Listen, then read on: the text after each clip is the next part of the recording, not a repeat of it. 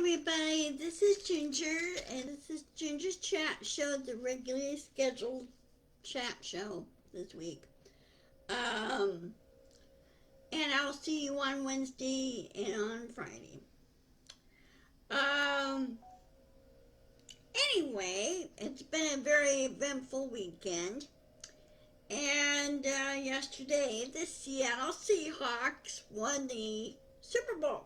Yay! Way to go, Seahawks. I'm proud of you guys. They just virtually ran over the New England Patriots. I don't think the Patriots were trying very hard. That's the kind of the impression I got. But the Seahawks were mentally and physically ready for the game. They had their heads right in the game and used perseverance, and they worked together as a team.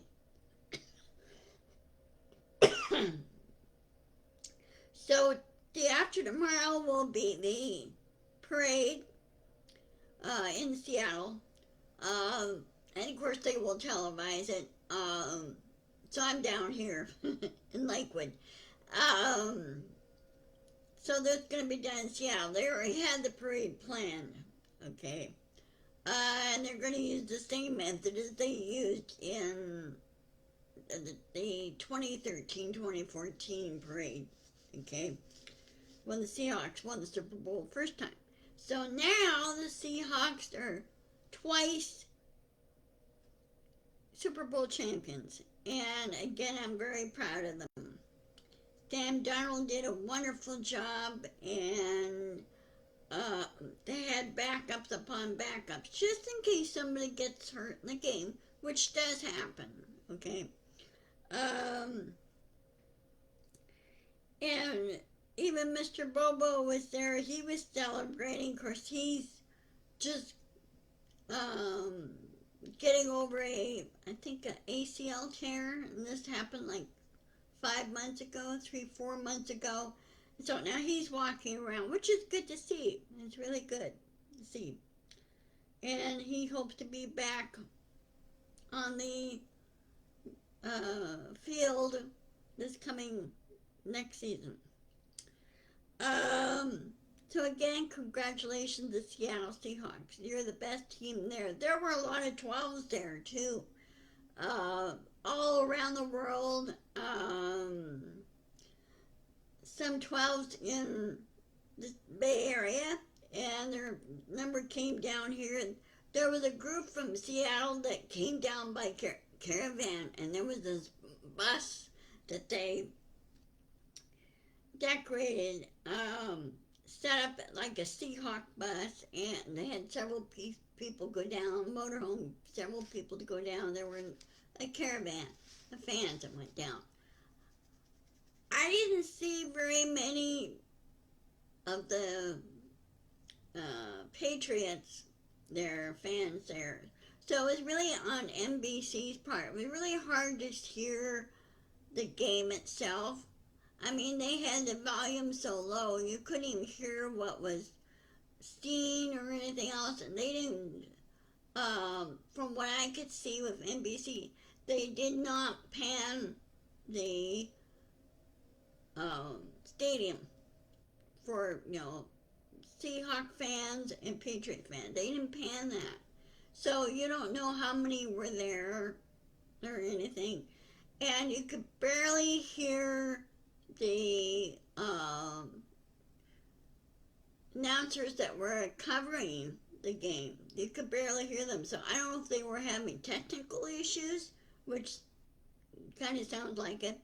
Technical issues. And you couldn't hear them very well. So next time, NBC, make sure all your audio equipment is working properly. You need to speak up where people could hear.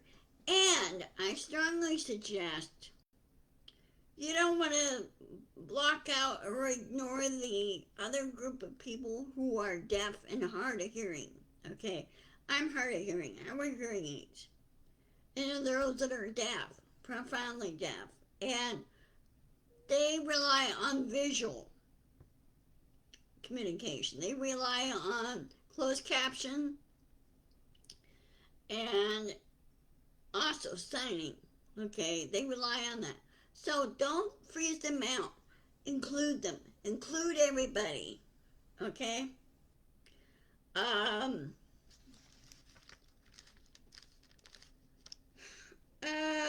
oh, and another thing too, before I go on to the next thing, as far as my Saturday's chat goes, I'm sorry about that. I hadn't taken an important phone call, and I tried editing that, and for some reason, I don't know what YouTube did, but they made it difficult to edit my, video. Wish I could edit it better. I really could. But I'll have to check and see what they did, because they did some updates and everything. You know, like most social network platforms, they update their systems. And so I prefer that they do a warning, give a warning out to, or communication out to all the platform users, say, hey, we did some updates, we tweaked it, we did backup and everything else. Here's some of the changes. Here are some of the things that are staying the same, and that's what they should do. They need to keep in communication with the platform users. Okay. Now, on to the bigger thing. During the halftime show, I don't know if any of you watched it, with Bad Bunny and everything else. He was very precise, colorful. He used a lot of visual. You know, they did it beautifully. They had like palm trees and trees all around, and like a village set up, and people working, and also using all kinds of technology, or those that had technology. He had a 1966? No, it wasn't 66. It was more like a 70s, kind of a 1970s Chevy truck there, half-ton. It was in good shape, too. It was kept up beautifully. Anyway, he used that as the prop.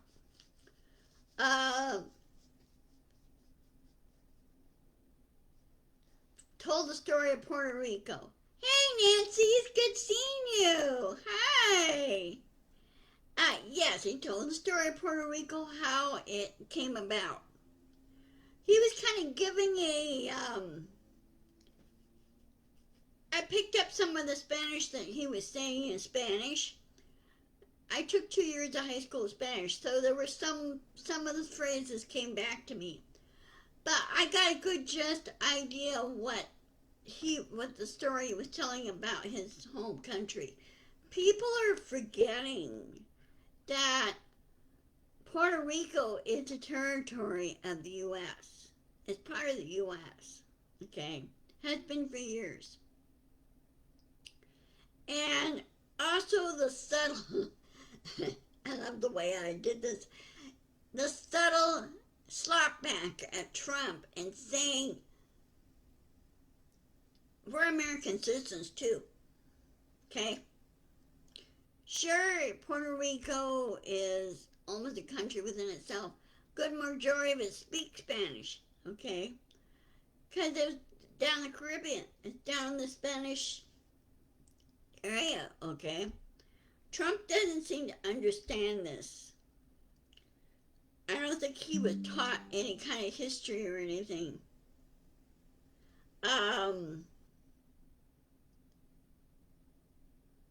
Yeah, I know that, Nancy. What I'm saying is, Trump doesn't seem to understand the fact that Puerto Rico is part of the U.S. and they are U.S. citizens. But I'm just saying, some people forget about that fact, or did not know it, or wasn't taught about it in school. Okay, that's what I'm saying. Now there is those up here that are from Puerto. Good majority of up here are from either born or their parents lived in Puerto Rico. Yeah, I know he doesn't know that. Trump is being obtuse. He's being obtuse about it. Uh, anyway, majority of the parents have immigrated here or came here from either Puerto Rico or Mexico. And those that remember your history, U.S. history, okay? I'm not talking world history. I'm talking about this history here in this hemisphere, in this neck of the woods. About 3/4 of the country in the south, you have Texas, Arizona, New Mexico, Lower California, were under the rule of Mexico. Okay. Well, when old Santa Ana started causing problems, people finally had enough. They said, nope, we're up here in the next to the U.S. We want to be part of the U.S. We don't want to be part of Mexico anymore. Okay? Well, Santa Ana was given the boot. Texas, Arizona, Mexico, and everything. After the Mexican-American War, well, Mexico basically lost, and so they had to give away territory, which is the areas that I mentioned. So anyway, with Trump saying they're grumbling about Bad Bunny and everything else, the guy doesn't get it. He's so stupid, he's obtuse. I'm talking about Trump. He's a dummy. He's an idiot. And Stephen Miller's a dummy and an idiot. Okay? So, really, as I said before in the last 3 weeks, Congress, start growing a brain and start growing a spine. Remove Trump and company from, in other words, remove the administration. Get rid of it. Get a whole new administration in its place very quickly and get things back on track and get things back the way they are. And they should be. Okay? Do it by, once you impeach Trump, according to Section 2, what's the other? But anyway, it's in Section 2 of the Constitution that states on removing the president. Once the president goes, everybody goes. Once he's impeached, every officer in the administration is impeached right along with him. They're instantly removed, okay? And that's what should happen. Then, what I suggest, instead of doing a regular, drawn out election like we always been doing every 4 years, do a snapshot election, just to focus on establishing a new president, okay? Let's not wait 3 years down the road. Let's do it now, okay?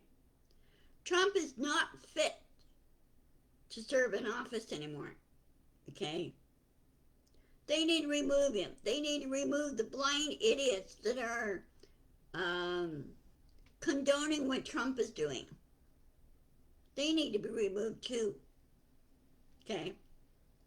Because they don't know what they're doing. Bondi and Noam don't know what they're doing. And because they never worked in that field. They don't know what's what. So I can't really understand, why are they so blind to this? What are they afraid of? What's Trump have on him? Well, if he does blackmail, that's a federal offense, by the way. Blackmail is a federal offense. Because that is viewed as extortion. So, do a snapshot election. Have the American people put in who they nominate to be president and vice president. Let the president pick his cabinet.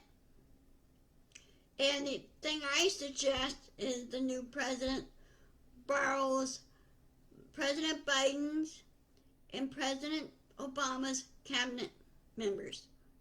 Ask them if they could serve. Okay?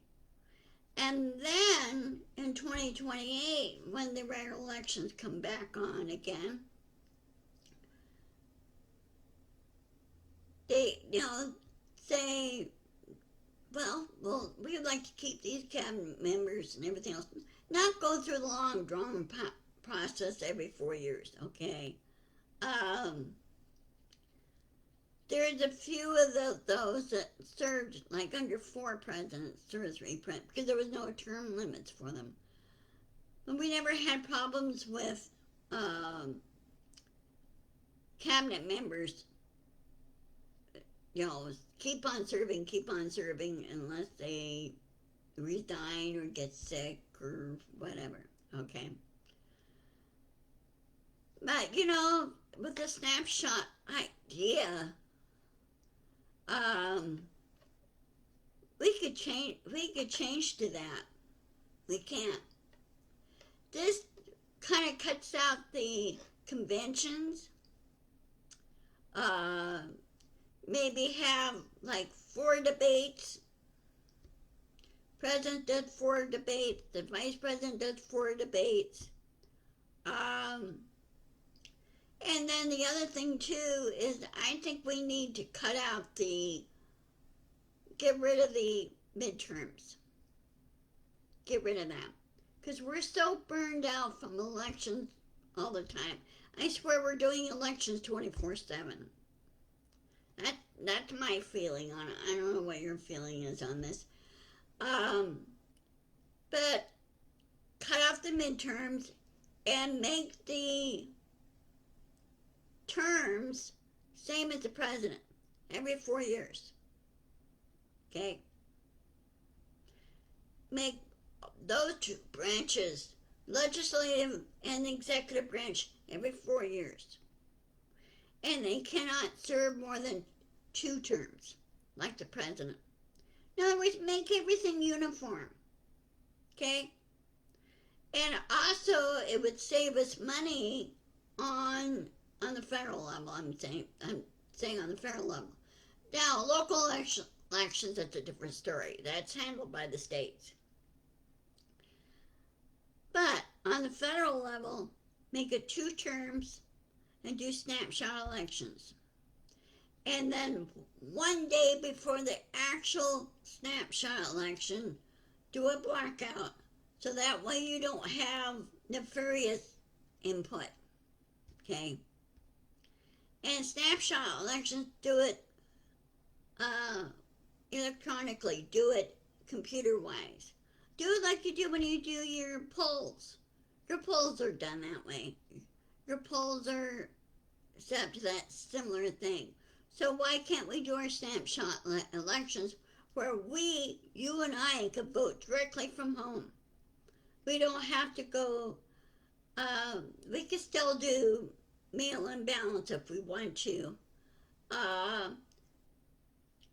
But do elections completely from the computer.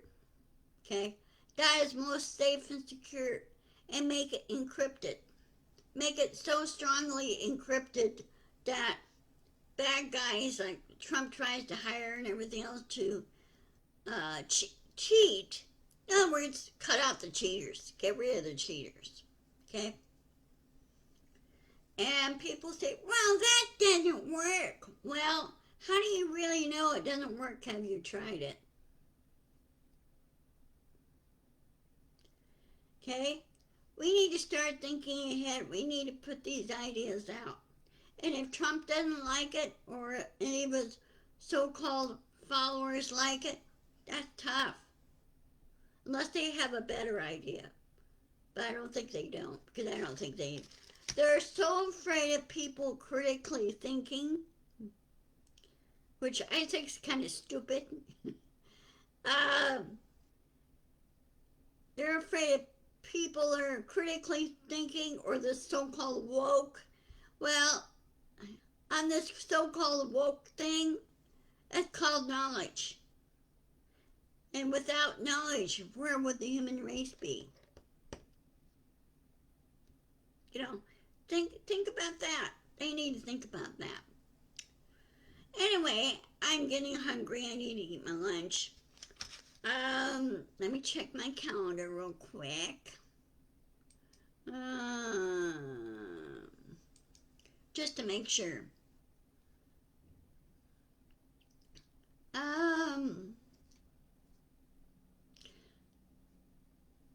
Okay, I will see you on Wednesday at 1 o'clock and Friday at 1 o'clock this week.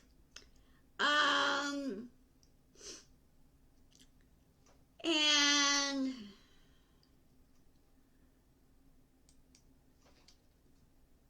have a good evening. Take care. Watch the Olympics. Root on for our teams. And keep pushing back against Trump. Keep pushing back against ICE. And you know what I really love to do to ICE? If I had my way, I use a rope and rope them and hog tie them, and then ship them off to jail. I think more and more I think the police departments and the state police need to, step in and protect the citizens. Because ICE is not protecting the citizens. All they are doing is bullying, is what they're doing. Okay? So, be sure to insist, persist, and push back. And share. I don't mind sharing. I need more subscribers for my YouTube channel. I don't know how many I have here on Facebook. And then I'm working on figuring out Snapchat so I could do this on Snapchat. Post my videos on Snapchat. I'm on there too. And Blue Sky. So I'm working on that. I'm trying to grow my audience. That's what I'm trying to do. So anyway, I hope all is well. Take care. Stay safe. And I'll see you on Wednesday. Okay? Talk to you later. Oh, and on Wednesday I may be on my new computer. I've been notified it will be here sometime tomorrow. So, I'm happy about that because this desktop there's some components and the desktop is not working very well. I can't download my phone from there on this. So, like your pictures and things like that. So it makes it kind of hard. All right, I will see you later. Love to all, and I'll see you on Wednesday. And thank you for watching. Okay, bye-bye.